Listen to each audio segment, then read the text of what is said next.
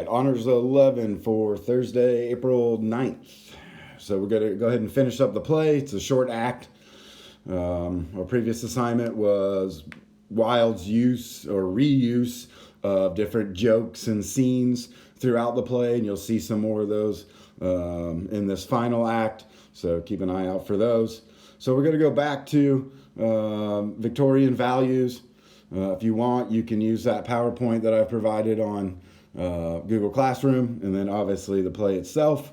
Okay, so we're just going to focus on three of them, and I've kind of defined them for you, or at least how you'll probably get to see them in Act 3. So integrity, right? Doing something for the right reasons, standing by your beliefs. Okay, not kind of backing down from maybe what society wants or expects of you. So you can see that with a couple different characters in this last scene. And then, of course, materialism. Obviously, a focus on money, assets, the way people dress, what kind of houses they have. So we've seen that throughout because we are pretty much dealing with just the upper class here.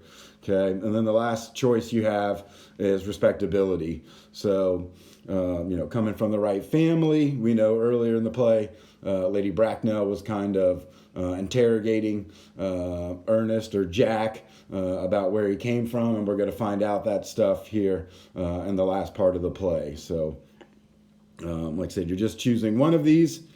And I don't really need any quotes for this one. Okay, just choose one of those values. Tell me how you see it in Act 3.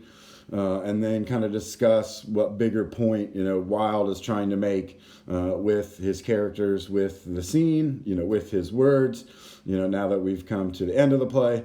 And then keep in mind that you can discuss previous parts of the play to help make your point. You're not just relegated to Act 3 alone. So whatever pops up in Act 3, think back to where we saw that earlier and how that all comes into play.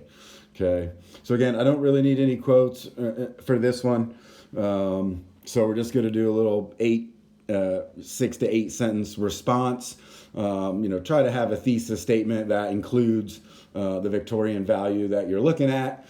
And again, just tell me how it happens in the play or how it all works out in the play. And then do your best to kind of think, what point Wilde is trying to make with this. Okay. All right, so that'll complete another week of e-learning. Next week, we're going to start short stories, Dubliners. So I'll post that to Google Classroom, and it's just one big PDF doc. So that's where all the stories will come from. So we're going to do one story a week until the end of school. Okay, so that's what's coming down the pipeline. All right, see you guys next time.